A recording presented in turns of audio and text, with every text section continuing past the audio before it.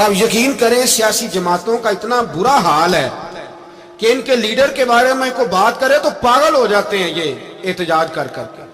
اور اس نے ڈائریکٹ کہہ دیا کہ ختم نبوت کا مسئلہ ہی کوئی نہیں جو دین کی بنیاد ہے, کسی کو پرواہ نہیں. مجھے تو ان لوگوں کی فکر ہو رہی ہے جن لوگوں نے انہیں ووٹ دیے ہیں, وہ اللہ کو کیا جواب دیں گے. اور یہ اللہ ماشاءاللہ ساری سیاسی جماعتیں اس طرح کی. اور میرا وزیر قانون صاحب کو بھی مشورہ ہے کہ زندگی بڑی تھوڑی ہے, بڑی تھوڑی. اللہ سب کو معاف کرتا ہے, اپنے رسول کے غداروں کو معاف نہیں کرتا. اور یہاں تمہاری گاڑیوں پہ جھنڈے لگے ہوئے ہیں, وہاں بھی تمہارے جھنڈے لگیں گے, پر اس لیے لگیں گے کہ یہ غدار ہیں ناموس رسالت کے. یہ جھنڈے لگیں گے. شرم کرو اور ڈر جاؤ, بس کر دو. تمہارے منہ میں اب دانت پورے نہیں رہے. کوئی شوگر کا مریض ہے تو کوئی بلڈ پریشر کا, تو کوئی ہارٹ کا, تو کوئی کینسر کا. شرم کرو اور اپنی قبر کی بھی تھوڑی سی فکر کرو. بتاؤ پاکستان کے کتنے صدر گزرے, وزیر اعظم گزرے, تو ان کی قبریں کہاں ہیں؟ کوئی جاتا ہے ان کی قبروں پہ؟ کسی کو خبر ہے؟ کیوں اپنے لیے جہنم کٹھی کرتے؟ سارا کچھ دنیا داری رہ گئی ہے, سارا کچھ صرف یہی رہ گیا. حضرت ابو بکر سردار تھے, حضرت عمر سردار تھے قبیلے, حضرت عثمان سردار تھے. انہوں نے سرداریوں کو ٹھوکر مار کے رسول اللہ کے قدموں میں بیٹھنا پسند کی. سرداریاں چھوڑ کے غلام بن گئے. تم سرداریاں بچانے کے لیے رسول اللہ کی غداری کرتے ہو, شرم نہیں آتی؟ اور قوم شکوہ ہے مجھے ان لوگوں سے جو مولوی تو کہہ دیتے ہیں تو سیاست نکار, اور کسی سیاستدان کو منع نہیں کرتے کہ جب تجھے سورت فاتحہ بھی نہیں آتی تو تجھے کس نے اجازت دیا اتنی بڑی بات. اور میں نے پچھلے سے پچھلے جمعے بھی کہا تھا, پھر کہتا ہوں اور آن دی ریکارڈ کہتا ہوں, مرزائی کل بھی کافر تھے, آج بھی کافر, اور قیامت تک. اور جو ان کے کفر میں شک کرے وہ بھی, اور پکا بے ایمان ہے, کافر ہے.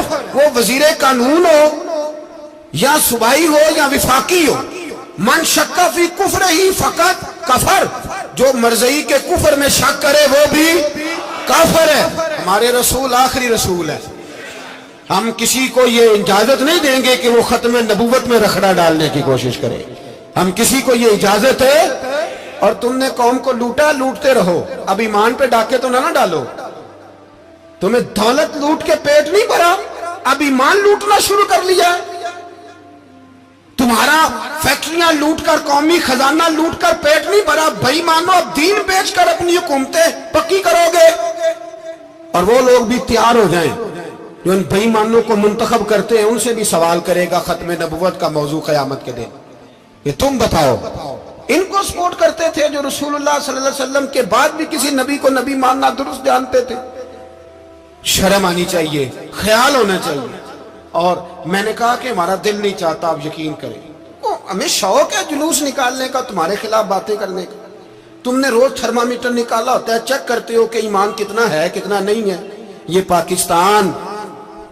پاکستان اگر صوبہ سندھ ہے تو حضرت عبداللہ شاہ غازی کا ہے, اگر بلوچستان ہے تو حضرت بابا عبد الرحمان کا ہے, اور اگر پشاور ہے تو وہ صوفیاء کا ہے, اور اگر یہ دھرتی پنجاب ہے تو یہ داتا علی اجویری کی ہے, یہ بابا فرید الدین کی ہے.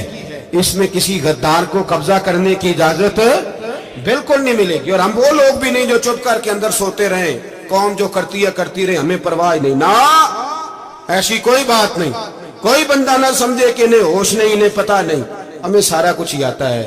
پھر اگر کل کو کوئی ممتاز قادری پیدا ہو گیا تو شکوہ نہ کرنا. کل کو کوئی پھر سے عامر چیمہ نکل آیا تو شکایت نہ کرنا, یاد رکھنا.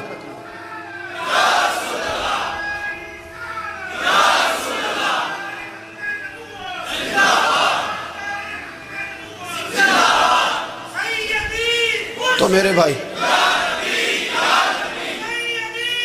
کھول کے بولو, یا نبی رسول کے صلی اللہ. تو یہ مشورہ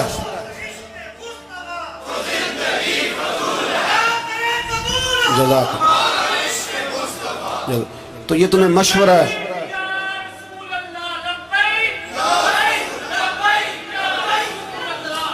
میری بات سنیں, یاد رکھیں, یہ لوگ بعد میں پچھتاتے ہیں، پھر مناظرے کراتے پھرتے ہیں اس نے صحیح کیا کہ غلط کیا، پھر انہیں ہوش آتی ہے بعد میں، پھر ان کے ہواری نکل نکل کے میدانوں میں دلیلیں دیتے ہیں۔ اس لیے ہمارا مشورہ ہے انہیں کہ یہ اپنی حد میں رہیں، اور جو کام تمہارے ذمہ، میں نے کہا نا تم نے بڑا لوٹا، یہ قوم روز تمہیں موقع دیتی ہے لوٹنے کا، یہ موقع دیتی ہے، تو تم نے دولت لوٹ کے پیٹ نہیں بھرے، اب ایمان لوٹنے کے چکر میں آ گئے ہو۔ یاد رکھو مسلمان گناہگار ہیں، غدار نہیں ہے۔ تمہیں دولت لوٹنے کا تو شاید موقع مل گیا ہے، پر ایمان لوٹنے کا موقع نہیں ملے گا، تو اس لیے اس کو لگام دو۔ اور ویسے بھی کتا جو پالتو ہوتا ہے نا، اس کو گھر کے اندر سنگلی سے باندھ کے رکھنا چاہیے۔ یہ تمہارے بوٹ چاٹتے ہیں، بھونکتے ہیں، تمہارے حق میں وزارتیں لیتے ہیں، ہم نے تو کوئی وزارت نہیں لی تم سے، اور نہ ہمیں شوق ہے، اس لیے کہ ممبری کیا کرنی ہے جس کو ممبر رسول عطا کر دیا جائے، اس نے کیا کرنی ہے یہ ممبریاں جس کو پکا پکا ممبر رسول دے دیا جائے، تو اس لیے اس سے باہر آؤ۔ میں نے کہا بڑے بڑے نمرود، فرعون، قارون دفن ہے، تمہارا بھی نام تک نہیں ہوگا، بالکل نام نہیں ہوگا۔ اس لیے ہمارا مشورہ، اور آپ لوگ بھی آئے نا یہ اگلے سال، تو ان کو کھڑا کر کے پوچھ لینا اسلامی جمہوریہ پاکستان کا تم نے ایم پی ایم نے بننا ہے، پہلا کلمہ ہی صحیح سنا دو، چلو خدا کا واسطہ یہی بتا دو کہ تمہیں نماز بھی ڈھب سے آتی ہے کہ نہیں، اور آپ کی موج ہے، آپ بٹھا لیتے ہیں سر پہ، کیا کرے، سمجھانے والے مفت گناہگار ہو گئے اور بہکانے والے سب تمہارے یار ہو گئے۔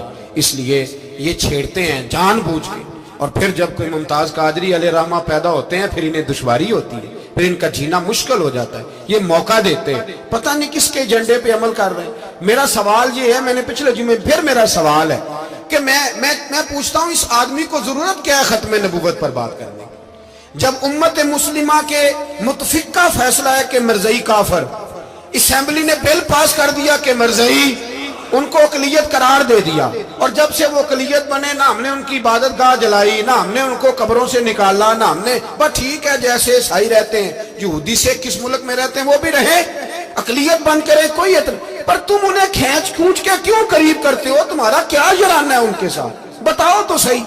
ان لوگوں سے ان کو چاہیے اپنے منہ میں لگام ڈالیں، اور اگر نہیں ڈالیں گے پھر انشاءاللہ ڈالی جائے گی، اور بڑی تگڑی ڈلے گی، اور پھر ایسی ڈلے گی، ایسی ڈلے گی۔ سلمان تاثیر جب مرا تھا نا تو 5-5 لاکھ روپیہ مولویوں کو آفر کی جنازہ پڑھاؤ۔